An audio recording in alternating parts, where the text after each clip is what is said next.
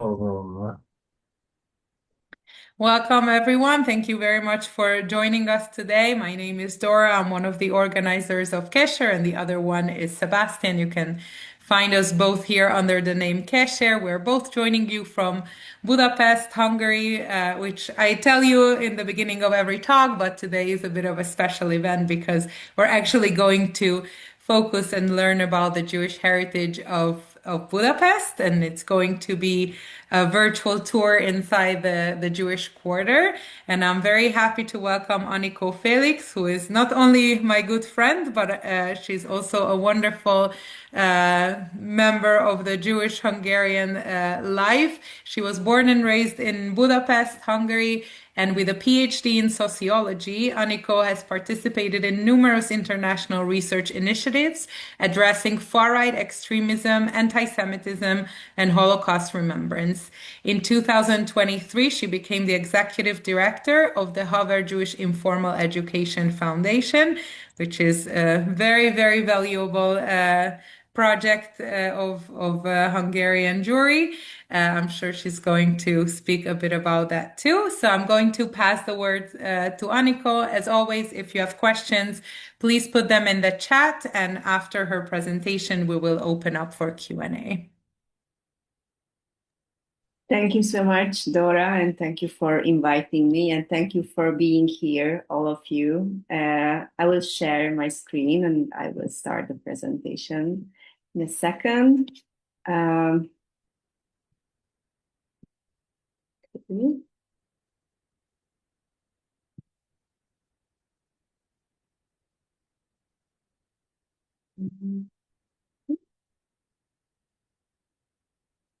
So can you see it now? Well, okay, great. So yes, as Dorka said, I'm a sociologist. I'm a director of Haver Informal Jewish Education Foundation.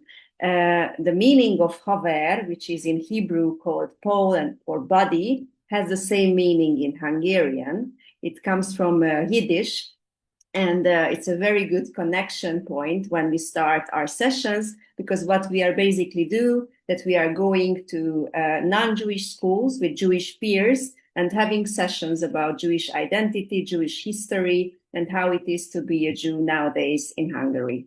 So one of our sessions is the Jewish Quarter walking tour that we're doing for non-Jewish peers with Jewish peers.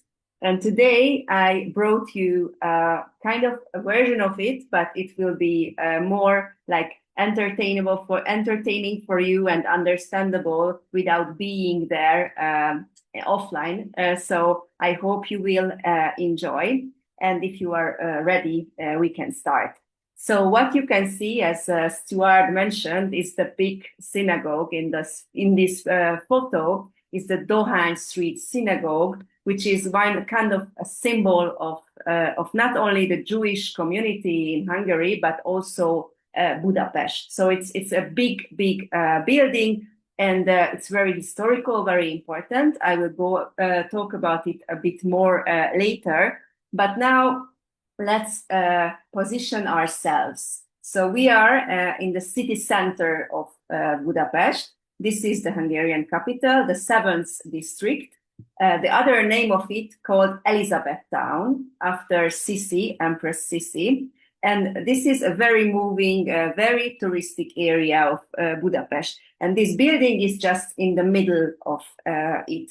And we say Jewish Quarter, but actually this was not an official name. It was not called it traditionally as the Jewish Quarter. It was kind of renamed recently to actually preserve the heritage that is here, that is really strongly linked to the Jewish heritage and the good parts and the bad parts also of this particular area is strongly connected to the Jewish community.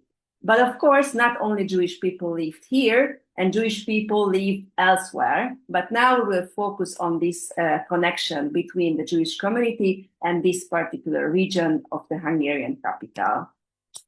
So about the outline of today's talk. So as I mentioned before, I will talk about the Jewish Quarter of Budapest, the past and the present also about a present of this Jewish Quarter. And I will use a special lens for that. I will also introduce you some stories of women who somehow connected to this area, who has stories that are linked to the Jewish Quarter, and with which we can go beyond the official narratives and those things that we already maybe know or heard or visited the Jewish Quarter with a walking tour, but it will be something else that maybe we cannot always read in the history books. So that will be our special lens today, the women's stories. And I will also show you, of course, the buildings that are actually related to this quarter, those that we all maybe already know, this big building, the Dohain Street Synagogue, and some of the buildings that are less known, a little bit hidden, but all of them somehow have ties to the Jewish quarter and also to the Jewish history. First of all, I would like to invite you to join me to a little game. I would like to ask you to answer me. And first of all, please imagine that you are in a time machine. So we will go back in time. And I would like to ask you to have a guess that since when Jewish people have lived in the territory of Hungary. And if you have any ideas, just please put it in the chat. Some time periods or first percents, what do you think about that? And as I cannot see the chat now, I will ask Dora to help me if you see any. There is no bad or good answers, just it's just a game. I'll wait for a few more answers. Okay. Actually, many people say since Roman times, and someone even says 300 AD. Wow. Some say since Middle Ages, 1700s, 13th century, 800 CE, 15,000s. Okay. We have many different answers. Great. 10th century, 1,000 years. Right. Okay. So in a way, all of them are right because Jewish people keep coming throughout the centuries. But the first presence that we already know for sure that the first answer was the best because the first answer, the first thing that we know already, this relates to the Roman Empire. So the second and the third centuries, where in the territory of Hungary, there was the so-called Aquincum, and related to that, that was found that this is a gravestone of a Jewish family with a menorah. Now is exhibited in the Jewish Museum, which is next to the Dohain Street Synagogue. So yes, this is, but we already know that Jewish people lived here during the Roman Empire. But the ones that said that, sorry, I went back by accident. So those who said that during Middle Ages, they were also right in a way because Jewish people came throughout the Middle Ages as well. And also the 1,000 year was correct because a significant number of Jewish people came during the Hungarian conquest and after the establishment of the Hungarian state. And during the Middle Ages, there were also people coming, and there were, as everywhere in Europe, anti-Judaism was present, but the volume of it was different. Sometimes it was stronger, sometimes it was less stronger. So people came and go eventually. But what is a real significant change with a number of the people is the 18th century.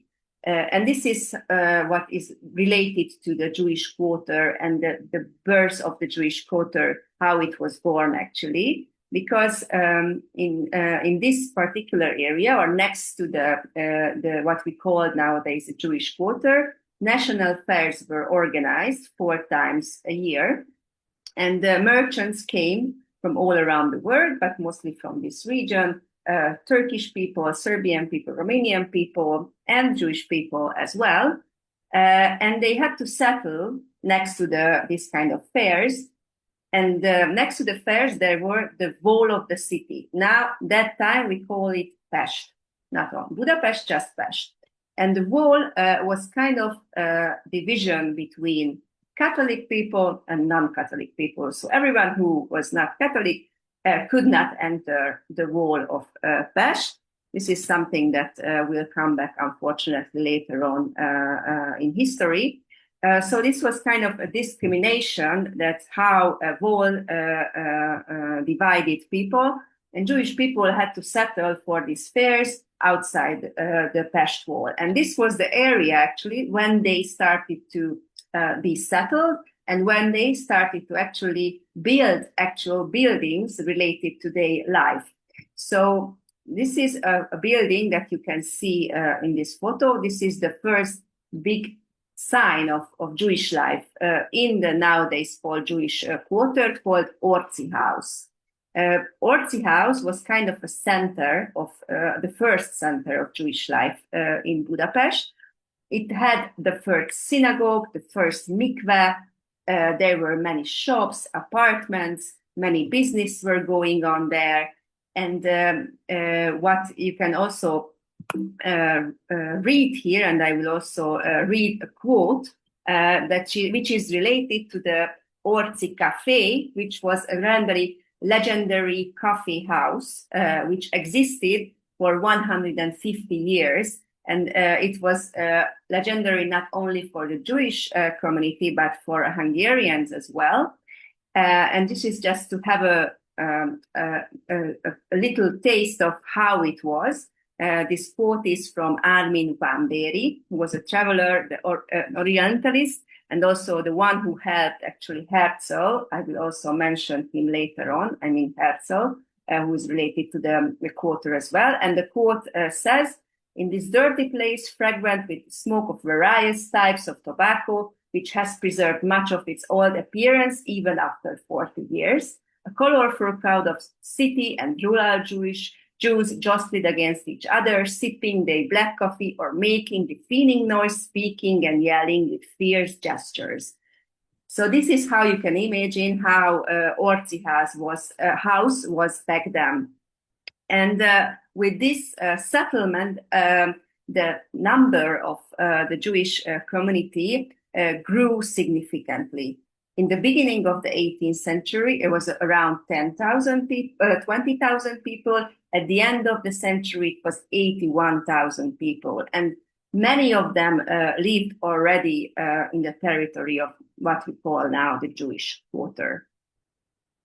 And to go again with our time machine to the 19th century, this kind of growing in the population of the Jewish community continued.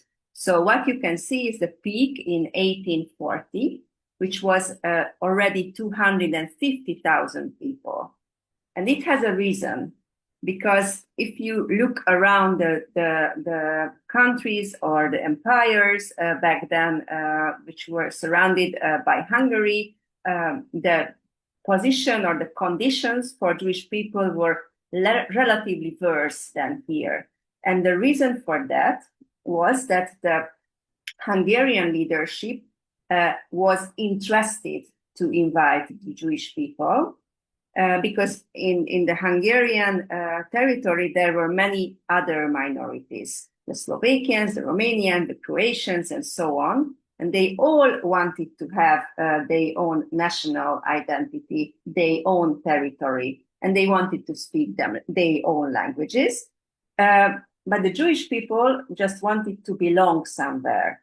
And this was good for the Hungarian nobles, the Hungarian leadership, because with the Jewish people, they could make majority of the Hungarian nation, the nationality. So with their help, actually, they could continue leading the Hungarian Empire, which is kind of a deal, but it was good for everyone, we can say that. And a Hungarian sociologist called Viktor Karadi called it the social contract, which was not a real contract, but it's really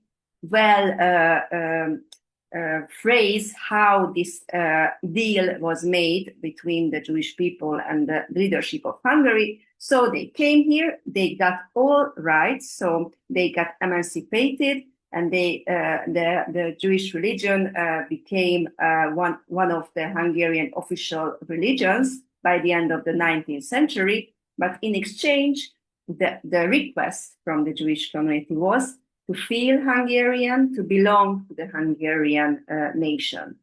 And because of that, many Jewish people did that. So this was, when we talk about the Hungarian Jewish community, is something that is kind of unique. And this is also led to a process in which many members of the people who were part of the Jewish community in the territory of Hungary started to feel Hungarian as their identity, and it had a consequence within the Hungarian Jewish community in a way that there was even a split within the Jewish community. What you can read on the presentation, in 1868 and 69, there was a general Jewish Congress when they decided to split to three different denominations. So one was the Orthodox people who didn't change anything. They were the Orthodox one, obviously. There were a new kind of subgroup, those who actually wanted to belong to the Hungarian nation, who wanted to have a Hungarian identity, and who even said that we can modernize some of our religious rites and part of our religious practice in order to feel and be more part of the Hungarian nation. These were the neologues. And there was a third group called the status quo ante, who said that actually we don't want this split. We want to maintain everything as it was before that. So these three groups started to live next to each other, and they also created actually their own community. And within the Jewish quarter, there were also signs of these different communities. And the first woman that I want to talk about, who really represents this, what I call the neologue community, and this Hungarian Jewish identity that many people had in this period, called Johanna Bisitz. She was a philanthropist, and she was a woman who helped the wounded soldiers of the in the War of Independence in 1848-49. And after that, she was the member of the Pest Israelite Women's Association, and she had many charitable activities.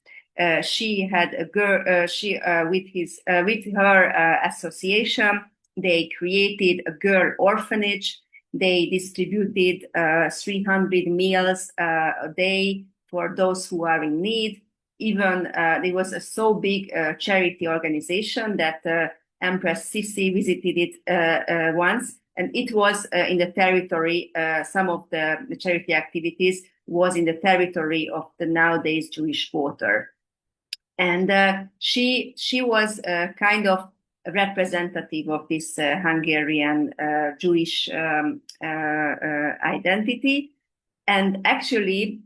She was the woman whose name is still continued as part of the Jewish quarter nowadays story, because the Social Health and Child Protection Center of the district's municipality is named after her. And the story nowadays, I made a Jewish quarter walking tour for those who are working in this center, but even they didn't know who this woman was. So it's just an interesting story. But not only that this center is named after her, but actually there was the first woman who got a statue in the territory of Hungary. And this is also said that no one knows about her. But even though in that time when she died, many people followed her in her last walk, many Hungarian and Jewish people at the same time. And there is a quote that describes well who she was. Charity is not a merit or virtue, but a fundamental religious and moral obligation for both the rich and the poor alike. So I wanted to show this woman's story to represent this kind of neologue community. And in contrast to that, there is also another important person who was born in this Jewish quarter, who is Herzl, actually, who was born next to the big Dohány Street synagogue.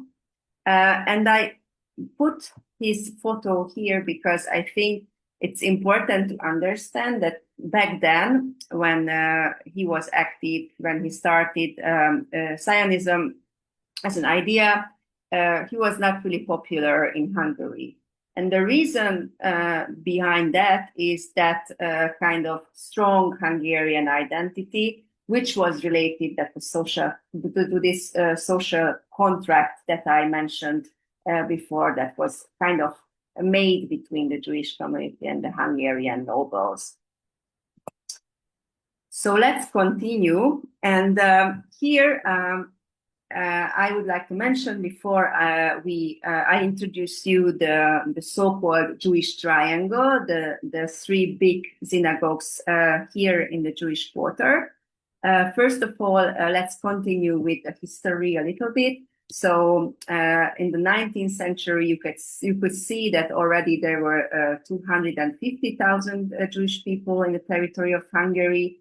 And by the beginning of the First World War, it became even more. So what we say before the First World War, there was a bigger Hungary. I will show you later the map of this territory. And in the territory of the bigger Hungary, there were around 1 million Jewish people out of the 16 million population. In the territory of Budapest, again, in around 1920, the population was, the entire Jewish population was around the 23rd% of the total population. And in this particular region, it was more like 39%. So it's a quite a big thing. And Jewish people contributed in the late 19th century, in the beginning of the 20th century, to build a metropolis from Budapest, to build a big city, and also to have important buildings, the cultural life, the commercial lives. So they contributed to everything, and also they contributed with buildings. And these buildings, what you can see here, the most important ones, and first of all, of course, the Dohány Street synagogue. And this is what we call the Jewish triangle. These are synagogues really close to each other. So you can walk between them. It's like 5 minutes walk if you want to visit all of them. And of course, it had happened because there was such a big community who could build all of these buildings. So let's start with the Dohány Street Synagogue, which you can see had a really interesting style. On one hand, it's a Moorish revival style because back then it was kind of a fashionable style in architecture. And also, it also has kind of a meaning that we are from the East. But you can also observe some patterns that are more like what we can call a Catholic church-like design. So the big towers, the clock on the towers, this onion cup, which is more like an Orthodox Christian style. So this is kind of an eclectic, and you can see rose windows in the middle. So many things are combined, but what you can first see that it's giant, it's very, very big, and this is one of the biggest synagogues in the world. and the biggest in the Central European region. So it is big, and it is not only that the size is very big, but also it's like a standalone building, which is next to another building, but it's really visible. So it's not like those that I will show you later, those that are hidden or those that we don't want to be seen. So this kind of also a meaning that we are not afraid. It was built in the midst of the 19th century, where there was this big feeling of the Hungarian identity. So this is also has a meaning that we are here, we are part of the society, and we are not afraid. And you can see here the internal building. So here you can also see that it is kind of a Catholic church-like design. So there are benches in both sides. There's an organ. There was a choir inside, and also the sermons were in Hungarian. They grieved when Hungary lost the War of Independence in 1849, and everything was also like what I said in the beginning. It was it still belongs to this Neolog community, and all of these kind of gestures. On one hand, it was an architectural style, but also it has a meaning that we belong here. We want to be like you, a little bit like that. So 3,000 people can sit in the synagogue. It was finished in 1859. The architect called Imre Förster, and it was the first one that was built from the three synagogues that I will show you in a minute. Nowadays, this synagogue is not, most of the times, not used by the community, but is for visitors, for tourists. But not sometimes some holidays are held also here. But if we should describe the function, is more for tourism now, and as I said at the beginning, it's the symbol of Budapest and Hungary. The second, and one more thing which is important, that is the garden of the Dohány Street Synagogue, which was originally built as a walking area, and there was even a little pool, not swimming pool, but a pool in the courtyard. But you can see how history put layers to different stories, and here what we can see that it became actually a mass grave for those who died in the ghetto during the Second World War from 44 November. I will talk about it later, but it's important that the Jewish ghetto in Budapest was here in the territory of what we call now the Jewish Quarter. And it was decided that those people who died in the ghetto because of starving or any kind of diseases, they were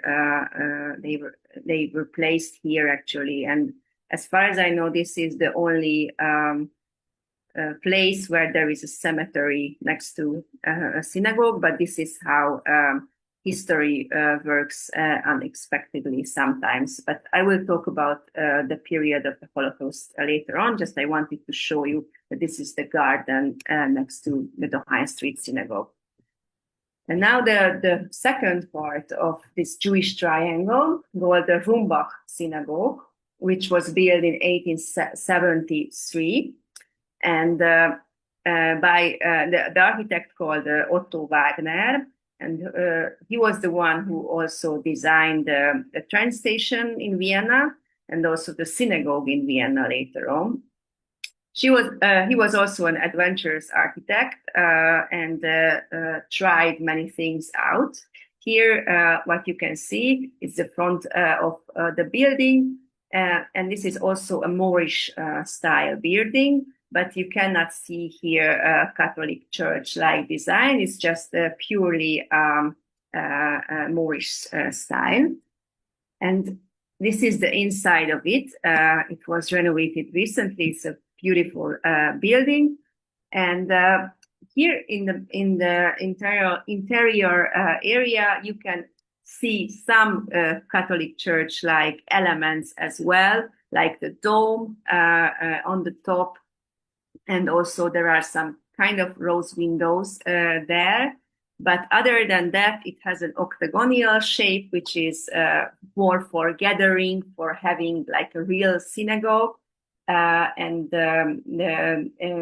all of the functions are like a synagogue. So, for example, there was no organ here, but there was a choir as well. So it's somehow this building is in between. There were almost 800 seats for men downstairs and almost 500 for women upstairs. So it was also a big building. And this belonged also to the Neolog community. So these buildings are next to each other, and both were full with the members of the Neolog community.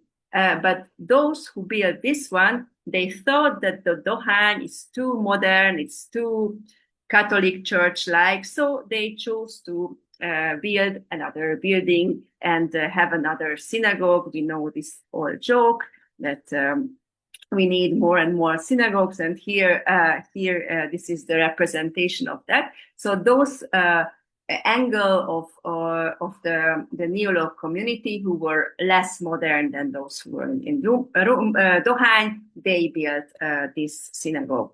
And I would say that the history of this building represents very well the history of the Jewish community, and particularly the history of the Jewish community within this Jewish quarter. Why I say this?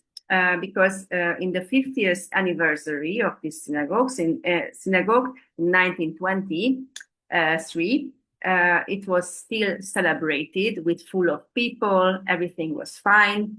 And a few years later, already in 41, there was the first place where the Holocaust took place in Hungary. Because this building served as a collecting point for those people who could not prove their Hungarian citizenship. It was well before the deportations started in Hungary.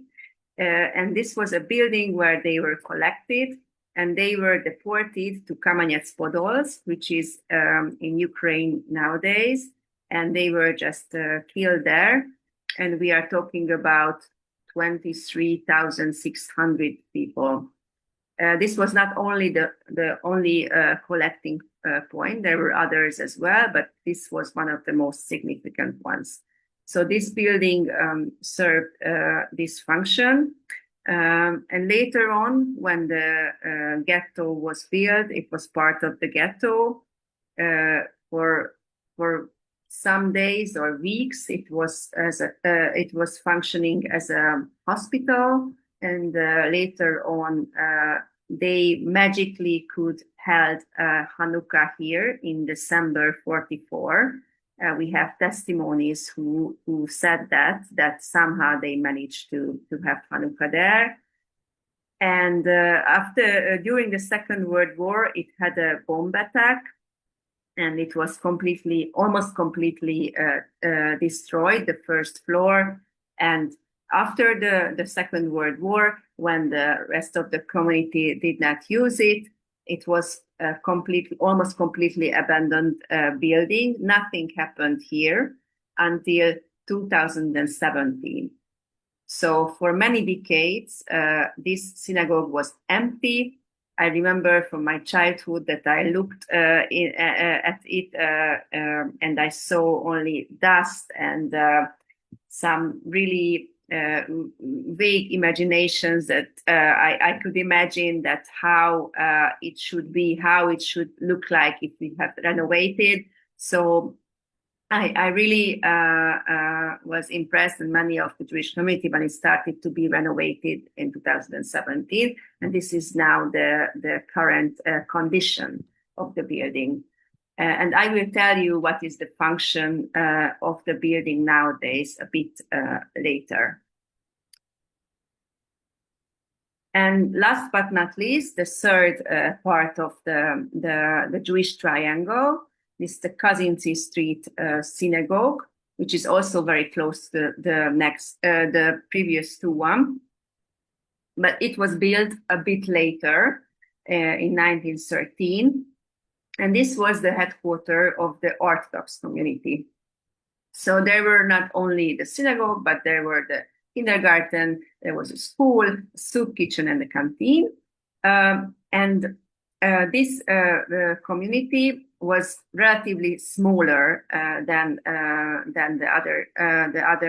neolog, but they were still could fill this quite big synagogue as well.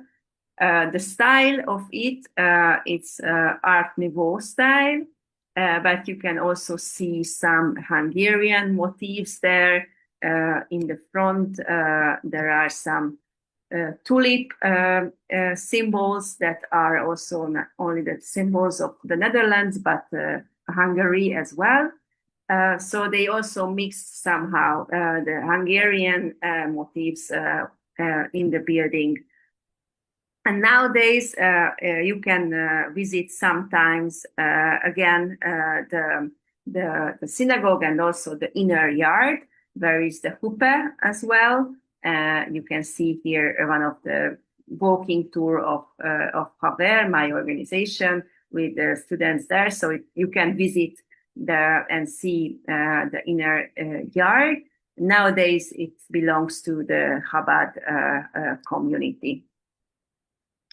And I talked about big synagogues, big visible buildings, but I also want to show you some little less visible buildings, which are not literally in the Jewish quarter, but very close to them. And they were also built in the 19th century. And these are the ones that are more typical that from the Middle Ages, this medieval style, when this is somehow integrated to a residential building, to not be seen, or it is not possible to access it from the street, but you have to enter. So those who are not going there on purpose, they not necessarily know that they are there. So the first one on the left is the Kaldi Street synagogue, which was owned by a son of a rabbi from Óbuda, which nowadays part of Budapest. And this is a former Jewish prayer house.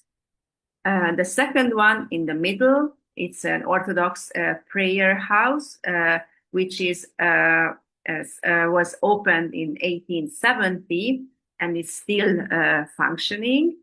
And you cannot see it from the front.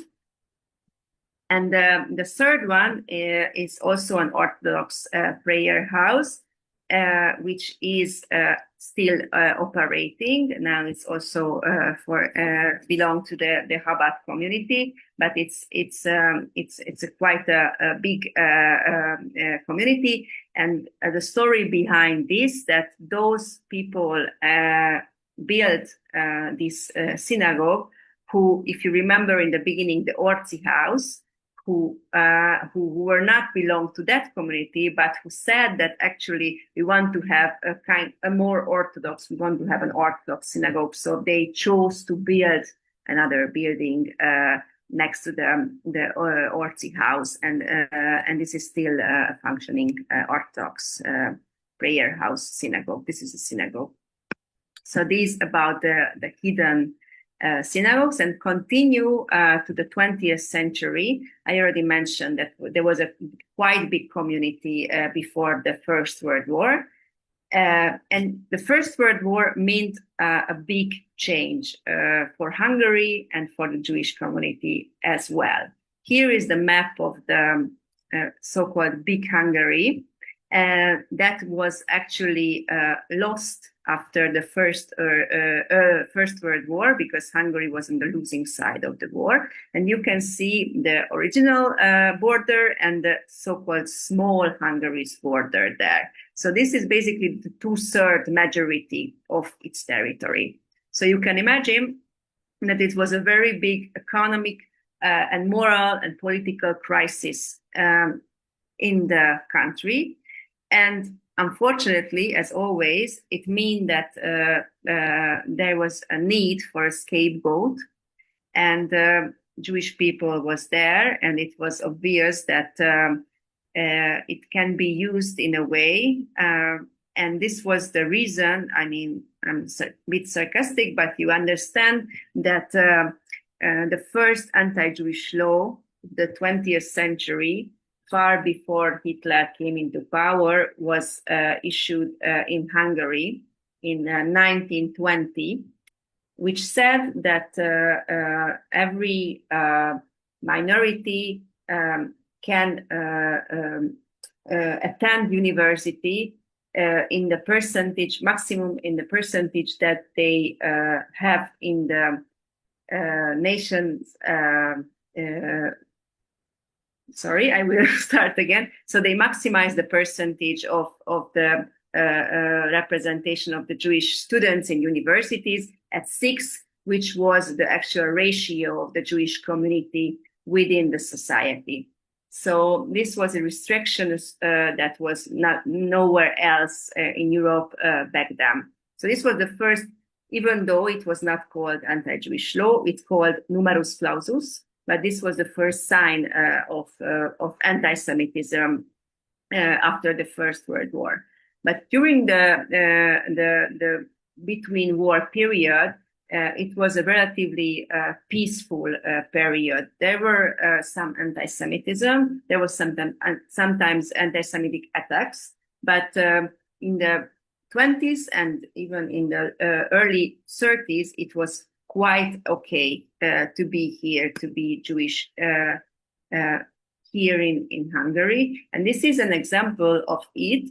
It is inauguration of a building called Temple of Heroes in 1931, which was actually remembering the heroes, those soldiers who died in side of Hungary during the First World War, Jewish soldiers. We talk about 10,000, around 10,000 people.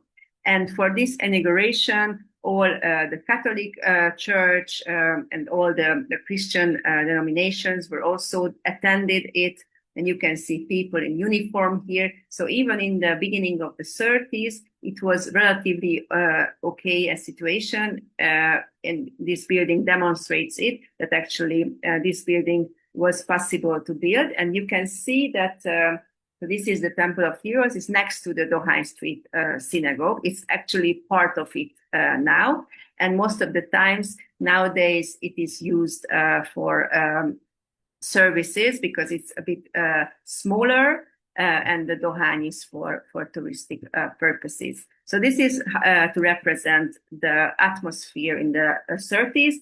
And this is also a photo that was made by a Jewish photographer Imre Kinski in 1929. And this is the street called Király Street. And you can see it's a bit like New York. It's full of shops. It's crowded. And sometimes there were some prayer houses in the first floor. So just to have a taste how it was back then.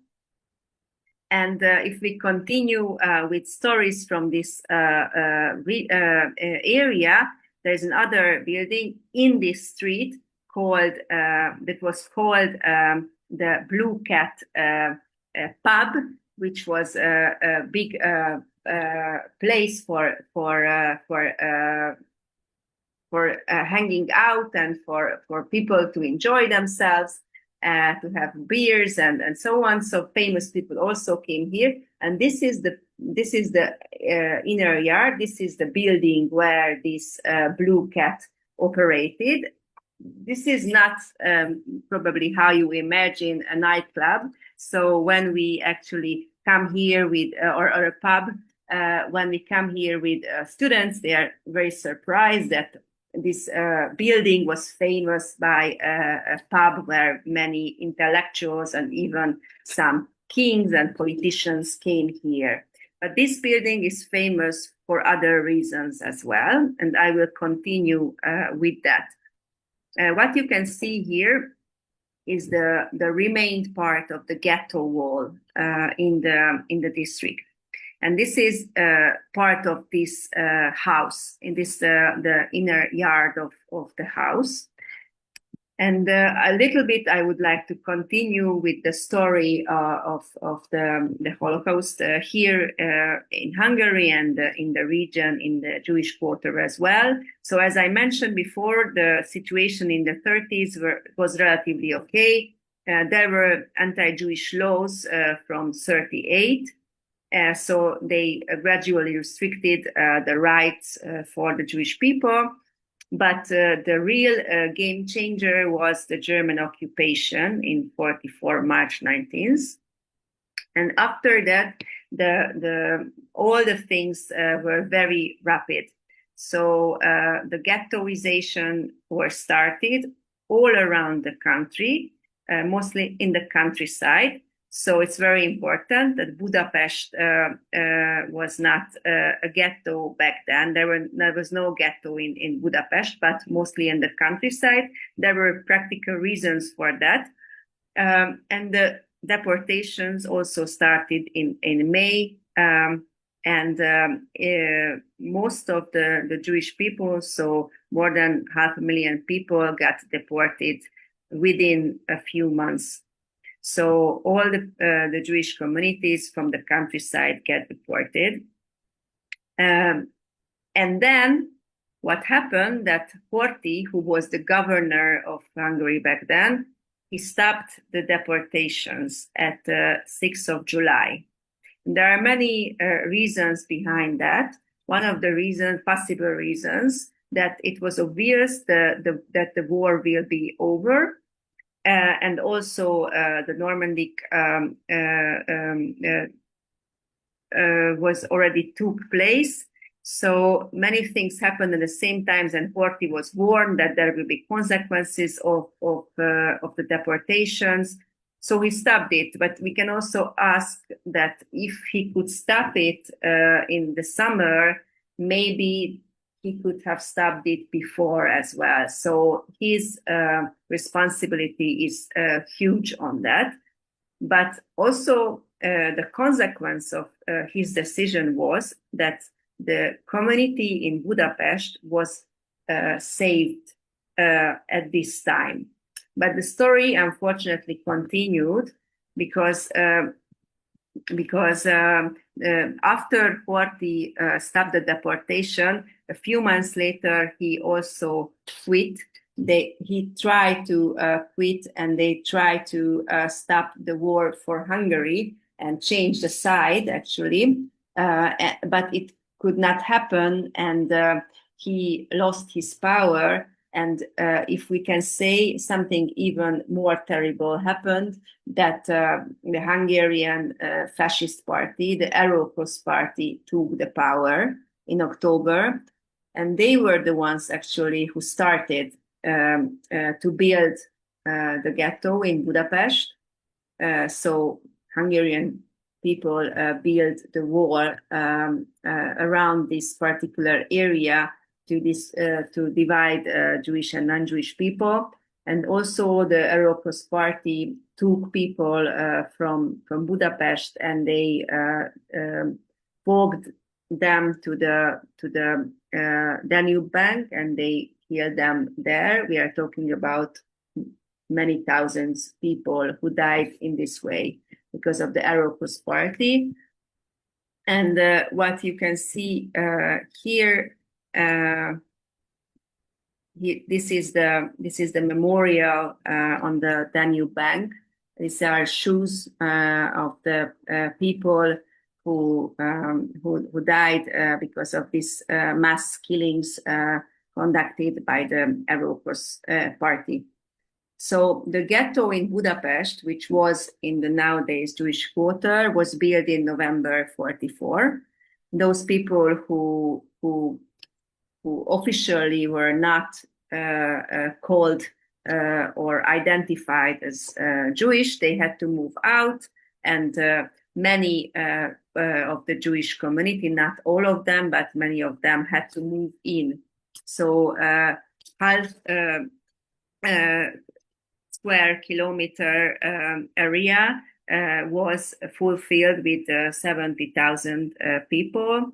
It was very crowded, and many people died there because of disease and hunger. And the ones who actually has a mass grave in the garden of the Dohány Street synagogue. And also many people get deported in this period, but the mass deportation was avoided Budapest. So this is the story how a relatively big community could survive the Holocaust. And this is one of the reasons. The other reason that were many people who actually, not so many unfortunately, but many people who saved other people. For example, I'm sure all of you heard about Raoul Wallenberg, a Swedish diplomat that saved a lot of people, and also Karl Lutz, who was a Swiss diplomat who also helped with documents like that you can see here, this so-called Schutzpass, who saved a lot of people. And the ghetto was liberated by the Soviet army in January 45. And this was, again, a narrative or a divided story for non-Jewish Hungarians and Jewish Hungarians, because who were in the ghetto, for them it was a pure liberation. But for those who were outside the ghetto, it was a beginning of a new occupation. So this is, again, something that in Hungarian memory politics, there are many things that we have debates around, but this is one thing that can be understood from both sides. And if we continue with stories, so there is also a woman who represents this particular time in history, who was a rescuer, a Hungarian rescuer. So again, we know about the big names, but maybe we don't know about her, Margit Slakta, who was actually the first woman to be elected in the Hungarian Diet. And she was also very active against the anti-Jewish laws from the very beginning. She went even to Rome to negotiate with the Pope to protect the Jewish people. And because of her actions, the deportation of the Slovakian Jewish people could be halted for a while. But apart from that, she was a Catholic activist, and with nuns, they went to the ghetto, the ghetto in Budapest and other ghettos as well, and helped the people with food and other supplies. And they also baptized people, even though it was unfortunately not really helping already, but they tried everything. And with her activity, she could save around 2,000 people. She also got the award, the Righteous Among the Nation award, or she was part of this as well. After the Second World War, she was also against the communist period. So She was not friendly with the new dictatorship either. So that's why she had to move to the US, and she died there in Buffalo in 74. And there is a quote for her, which again describes her rescuer activity very well. I stand without compromise on the foundation of Christian values. That is, I profess that love obliges us to accept natural laws for our fellow men without exception, which God gave and which cannot be taken away. So we are very proud that unfortunately many of the Hungarian people did not do anything. They are that we call the bystanders, but there were some of them who did, and we have to also remember them. And to continue again with the story, the history and the story of the Jewish community and the Jewish quarter. So after the Second World War, around the 15% of the survivors moved either mostly to Palestine, but also some of them to the US. And of course, unfortunately, another dictatorship started soon, in which to be a Jew was not good either. But of course, it was not that bad than in the previous period, but the religious activity was not supported or conditionally tolerated, or sometimes even banned, especially in the 50s. And also, if we talk about the particular area, the Jewish quarter, it was those kind of shops that I showed you on the photo from 29. They were all nationalized. Everything was owned by the state. So it was a different period for the area as well. And of course, most of the synagogues were closed. Some of them worked, but it was not a good way to practice or have or doing any kind of Jewish activities. And I also brought the story of my grandmother here, who was previously in the ghetto. She was there as a surgery assistant. This is what she told me when I asked what she was doing during the war. Never told me actually that it was part of the ghetto where she was a surgery assistant. But for her, the liberation by the Soviet army was a very big thing. And that's why she felt that communism actually is an option to be equal, that finally no one will ask that if we are Jewish or not, and we can be equally communist. So this was her idea, and throughout her life, she was always believed in this ideology. And many of the Jewish part of the Jewish community, members of the Jewish community, became communists because of these reasons. Those who stayed in Hungary. It's also a psychological move to follow the mainstream, maybe, but there's also, it's understandable that they wanted to believe in this new ideology.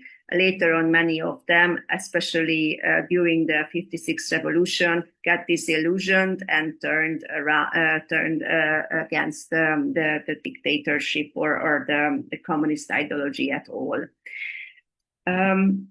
So just again, sit back to the time machine and see what happened after the regime change in 89 and what happened in the Jewish quarter. So after everything was free again, also to be Jew was free, and to be an anti-Semite was also free. So the freedom has good and bad sides as well. But regarding the Jewish quarter itself, many things started again. So many parts of the Jewish community, but not only them, intellectuals, university students, started to discover this region as a good place to party, to have cultural activities, to feel this very good vibe that you can feel when you are walking in this particular area. But unfortunately, investments also started, and many of the buildings who were part of this kind of heritage got destroyed, and many new buildings started to be built. And there were some people who thought that it's not a good development. So another woman, Anna Perzel, who was an architect, she, among other people, established an association called Veto, and they started to actually literally sometimes protect the building and also this heritage that this building have. So this was the way many of the buildings got saved and were not destroyed. Some of them got half destroyed, half renovated. And these were the buildings where this kind of so-called ruin bars started to be established. And if you type in ruin bars or Budapest even, this will be one of the first thing that will be shown, which is actually this kind of old and new, the mixture of this traditional atmosphere and modern atmosphere. And this was a good place for gatherings for intellectuals in the 90s and even in the 2000s. But later on, again, unfortunately, tourists also discovered these places. And this is a tendency that we still experience, that most of the people who lived there before, this is one of the most famous ruin bar called Simpla, you can see here, and this was one of the first ruin bars. So this is a tendency that many people who lived here moved out because of the big amount of tourism. And those who are actually came here for enjoy the city, they are the majority nowadays in the Jewish quarter. But apart from that, there are also Jewish life here and also in Hungary. The reason behind that is that what I mentioned before, that most of the Jewish community of Budapest was saved during the Second World War because of actually accidentally. So this is why we have still 100,000 Jewish people in the territory of Hungary nowadays. And the majority of them live in Budapest, in the capital, and there are many Jewish festivals and places, institutions. So it's a very rich community still, and with many ties to this particular area, to the Jewish quarter. So there are good and bad tendencies.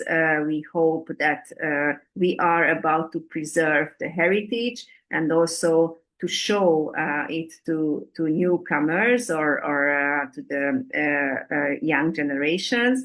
And this is also my story, because I work now in the office where we have what we have in the Rumbach synagogue.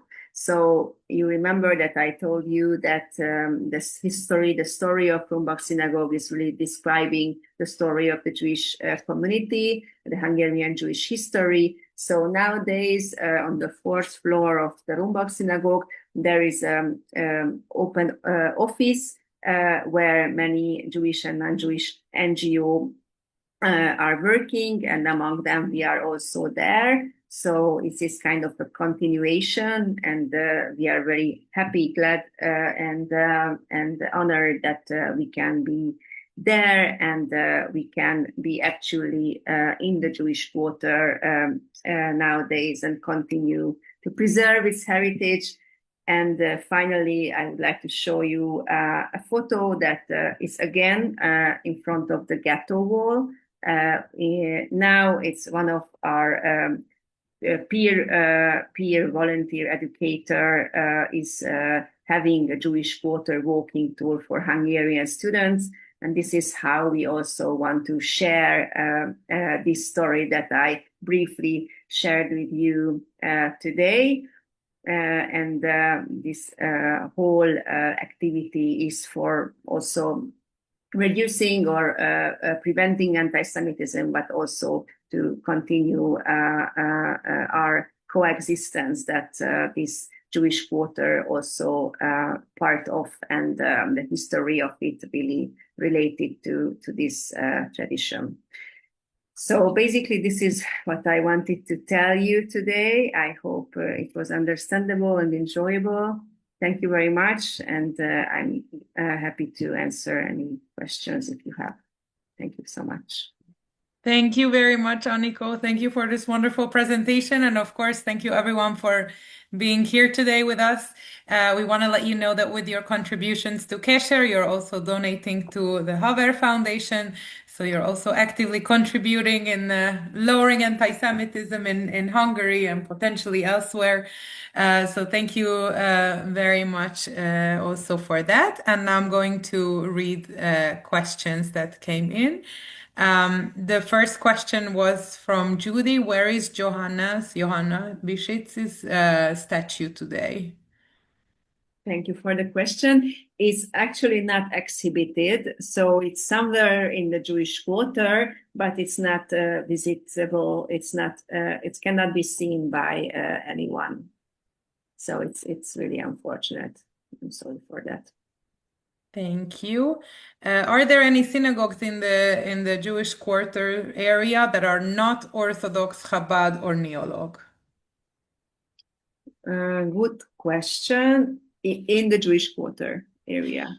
Yes, but I think you can also mention in general about Budapest if you'd like. Yeah. So in Budapest, yes, there are some Reform communities who are not officially part of any denominations. So there are more communities who are not belong to any of them.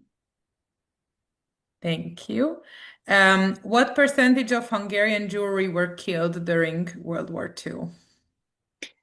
Yeah, so it's a big difficult question because we don't know exactly the number of the Jewish community before the war because of these border changes. But as I mentioned, it's around 1 million. If you see this big map of Hungary, it was the total population, and around 700,000 or 800,000.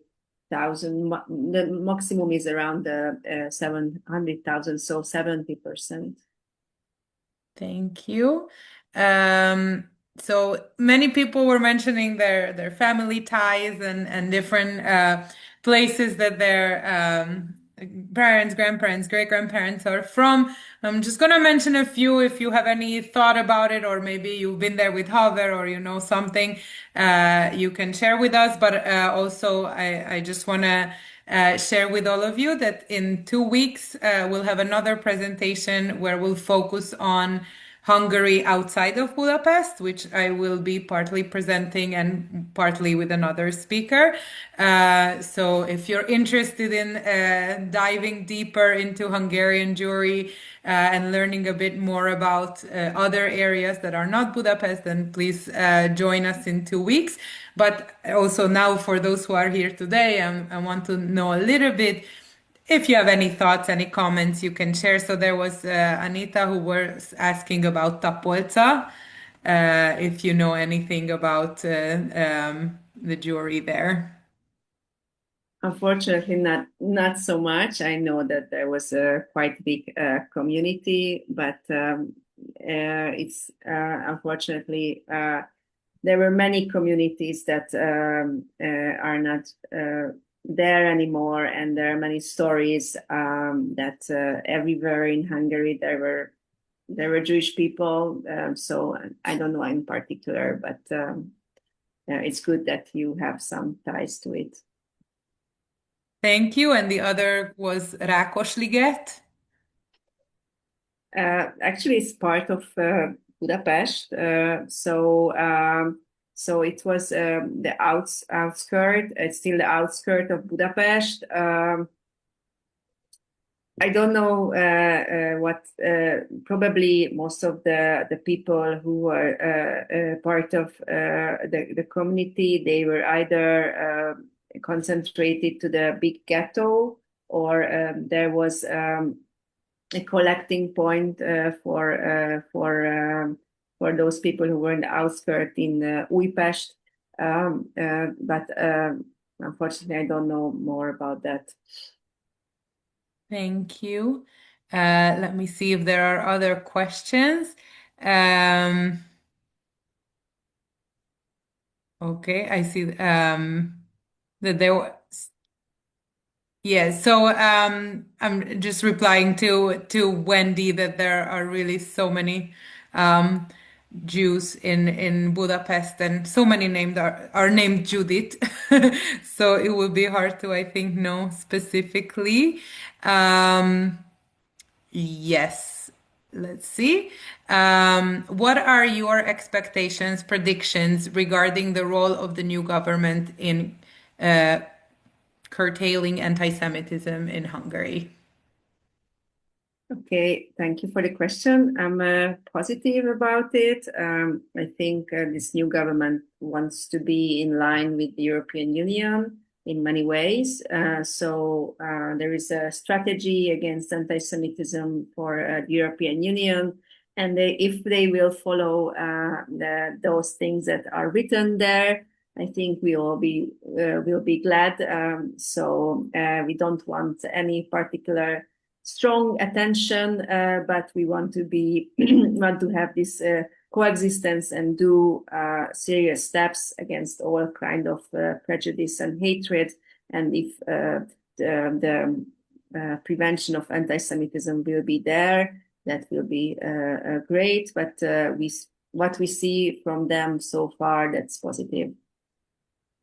Thank you. Yes, we will record the talk in June. In general, we mostly record all our talks and you receive them for 3 days after the presentation. If not, we always sign it on the event page.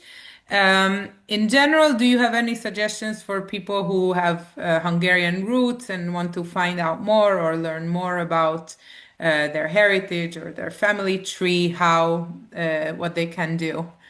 Yeah, there is a organization in the Jewish Quarter called Family Tree Center.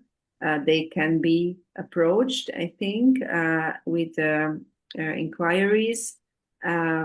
But I also have some colleagues, friends who are really expert with investigation on these issues and to find roots and families. So I can say also that if you want to reach these experts, I can also help you with that.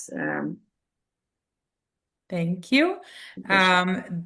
The next question is from Anita. My grandfather Hoffman's family apparently changed their name at some point to Hajós, I think to sound more Hungarian than Jewish. Did many people do that?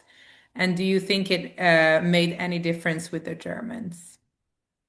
The name changing or the last. So the question on the one hand, did many people change their name to sound more Hungarian? And on the other hand, did that actually help with the Nazis or not? Okay. So this name changing thing started much earlier, within the 18th century, when actually Joseph II made a rule for many. It was the first name changing period when they changed their name actually to German names. And from the German names, they changed their name to Hungarian name in the 19th century. And the last part that your family relatives also changed their name to Hungarian name was also part of this identity formation that I explained in my presentation in the 19th century. And it was more, there were some parts in history when it helped for having more opportunities in jobs or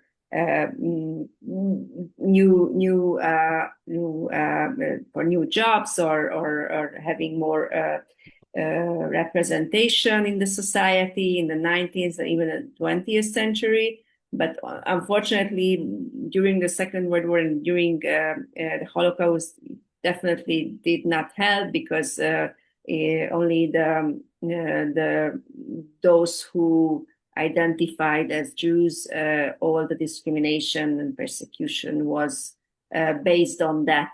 So not on whether they have Hungarian names or not. So the short answer is no. Thank you. I'll go back to a previous question. Then maybe you know something of this. Do you know anything of Palace Pension at Robert Károly körút, number 5, which is opposite the Great Synagogue and the Budapest ghetto?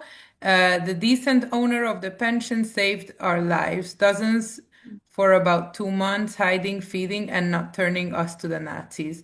Story from my cousin Judith. Would you know the woman's name? My cousin Judith lived there, and her daughter in Israel would like to have this woman's name to give to Yad Vashem. Thank you so much for sharing. I haven't heard this story, and unfortunately, therefore, I don't know the name. But definitely, I would like to help, and I know people, experts of this area and this historical time who are really about to investigate this kind of stories. So I'm really happy to help to connect you with him, her. We will see who will be available, but there are some, I have some ideas that with which I can help. Thank you. And we will, of course, tomorrow share the email address of Aniko that she put up on the slides, but we will also share it in our follow-up email, and we will also share more information both about Hungarian and Budapest Jewry as well as Haver Foundation. So you will receive this email from us tomorrow. Let me just go back to the more questions. You mentioned Jewish festivals. Can you talk about any interesting ones and what time of the year they are? So if someone wants to time their visit to something of that sort, when could they expect them?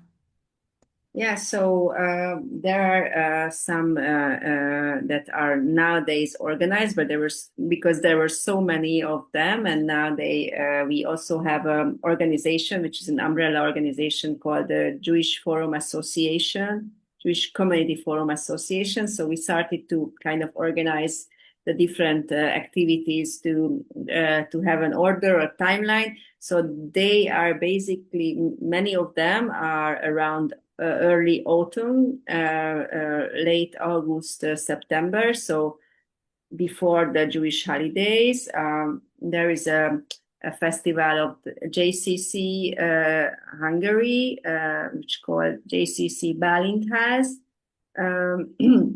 in early autumn, early September. And these are cultural activities, concerts, walking tours. And also there is a street within the Jewish quarter called Czarny Street, and there are many Jewish institutions, not many, so a few Jewish institutions there, Jewish theater, a cultural house, and they also organize a festival around the same dates in early autumn. So I would suggest to come around late August, early September. Thank you. And there was a question, why I'm asking for those whose family emigrated from Hungary in the late 19th century, why do you think they would have done that? Why did they emigrate? What were the reasons why some Jews decided to leave Hungary in those days? I would turn around the question a little bit that because majority of the Jewish population in Hungary did not move. Many of them did, but most of them did not. So it's a question that why those who decided to go, what were the reason behind? Of course, anti-Semitism was present, so I would not say that we were in a safe haven and it was everything was glorious and wonderful. So it's not the case. There was also anti-Semitic trial very soon in the 18th century already. So this is not. This can be a reason for that. But other than that, there could be personal reasons behind as well. So honestly, I would say that only that anti-Semitism was here. Thank you. There's a question if you could speak about where Jews originally came from, those who came to Budapest. Mm-hmm. So from the neighboring area, Austria, Czechia, Germany. So, but depends on which time period we are talking about. But in big numbers, they came from neighboring or the close countries here in Europe. Thank you. I hope I read all the questions. If not, please feel free to write. We have a couple more minutes. So if you would like to ask something else, in the meantime, I'll just share with you our next few events. I see a lot of comments congratulating you, Aniko. So of course you should read through that. And thank you everyone for sharing these thoughts. Our next event will be on Thursday, which will focus on the Jews of Indonesia. A very, very different story, but very interesting as well. And on Sunday, we are still staying in Asia. Next Sunday, we're going to focus on Jewish foodways from Baghdad to Kobe, meaning the Indian Ocean and how Jews migrated from the Middle East to East Asia and how food teaches us about these migrations. So if you're interested in East Asia, then this coming week will be your moment. But I also want to let you know that we have a few related events coming up as well. Like I mentioned earlier, on June 14, we will focus on Hungary in general outside of Budapest. And we also have a talk about Vienna coming up on June 11, if I'm not mistaken. And we have a talk about Ukraine on June 18. So we'll send, of course, all this information to you tomorrow. And let's see if there are more questions that came in the meantime. Yes. Yeah, so these are the topics we have in July. Just answering Anita's question, when we have other related topics in July, we'll have a talk about the area of Galicia, which also used to be part of the Austro-Hungarian Empire, although it's quite a different story as well, but we can say that that's also somewhat related. And we also have a book talk in June, which is related to that neighborhood, that area, that region, Galicia. Okay, around what percent of those living in Budapest speak English? I just see your question. I don't know number of it. Like majority, the average population of the Budapest Jewry is more educated than the rest of the society because of historical reasons. So I assume that because of that, many of them speak English, but I don't know any exact data on that. Thank you. And And any questions related to upcoming events, you're welcome to email us or take a look at our upcoming events. So we are happy to respond there. Thank you so much, Aniko, once again for the wonderful presentation, and thank you everyone for being here today. We really appreciate your presence and your curiosity. And as mentioned earlier, we'll share with you tomorrow a follow-up email with further resources and Aniko's contact details and the recording, which will be available for 3 days. So thank you, everyone.